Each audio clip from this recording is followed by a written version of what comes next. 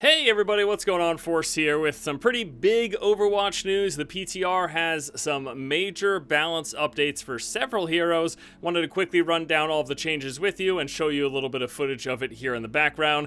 Let's jump right in. Starting things off with Genji, removed the attack cooldown from Genji's wall climb ability, allowing him to engage with enemies immediately after completing a climb. So according to the developer comment, this was a quality of life change, again making wall climb feel better. So you double jump up, you climb a wall, you will then be able to immediately attack right after that instead of having to wait a period of time. Obvious change to Genji, that makes a lot of sense. Next big change is to Hanzo, remove the attack cooldown from Hanzo's wall climb ability, allowing him to engage with enemies immediately after completing the climb. Very similar to the same thing that was done with Genji.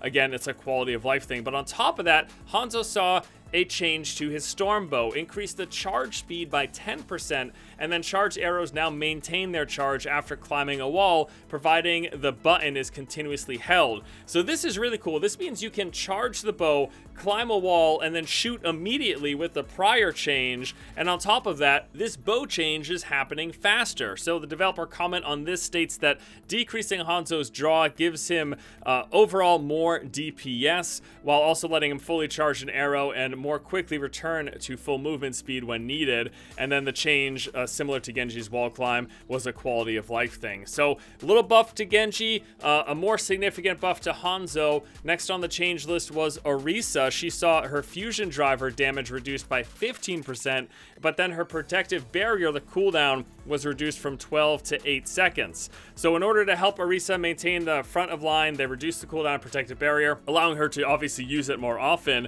and the change also helps her reposition the barrier more easily. And then in order to compensate for this change, they decided to decrease the damage that she does. So a little bit less of a damage dealing hero, but again, able to be more tanky more often by deploying her protective barrier more frequently than she can do at the moment.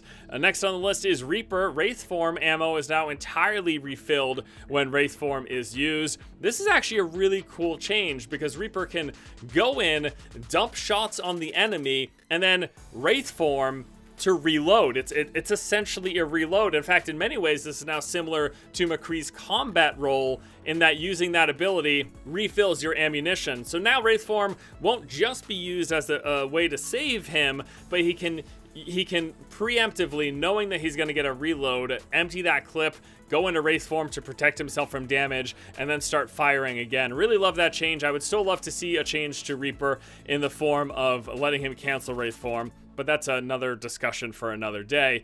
Next, we've got Reinhardt. He saw a change to his Earth Shatter. So the effective height has been lowered from 3 meters to 2 meters, so the verticality of Earth Shatter's effectiveness. And then also the height threshold of objects that Earth Shatter can climb has been lowered from 3 to 2 meters, making Earth Shatter less likely to climb tall objects as it crawls along the ground. So the comment on this was that Earth Shatter tended to climb unexpected heights, frequently hitting targets that were significantly above ground. These changes help that ability stay more grounded. I'm sure there had been instances where you felt like you got hit by an Earth Shatter that didn't make a lot of sense. It came out of nowhere.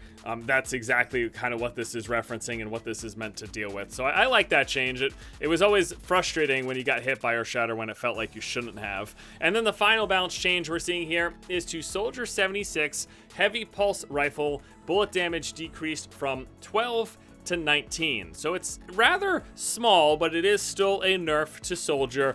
They're basically saying he's been in a much better place lately, but his damage output was making him feel like a must pick compared to a similar role. Obviously, what they're referring to there is McCree. McCree and Soldier kind of have this back and forth balance where if McCree's really strong, Soldier doesn't see a lot of play. If Soldier's really strong, McCree doesn't see a lot of play. Even though they've got their kind of areas that they fill better than the other hero, they're similar in that they're mid-range DPS heroes, and so now they're hoping by slightly nerfing Soldier, it's maybe gonna allow for more McCree play. That's my assumption, at least. On top of this, we saw several bug fixes, but you know, it's really the balance changes that I wanted to focus on. So there you go, guys. That is all of the PTR changes that are live at the moment. Typically, they test the PTR for several weeks before they push it to live, and they have been more open to making changes, so we'll see if they decide to do that this time around. But some nice changes, some nice quality of life adjustments. Happy to see Hanzo getting a buff, Orisa getting retuned a little bit. I love that Reaper buff as well,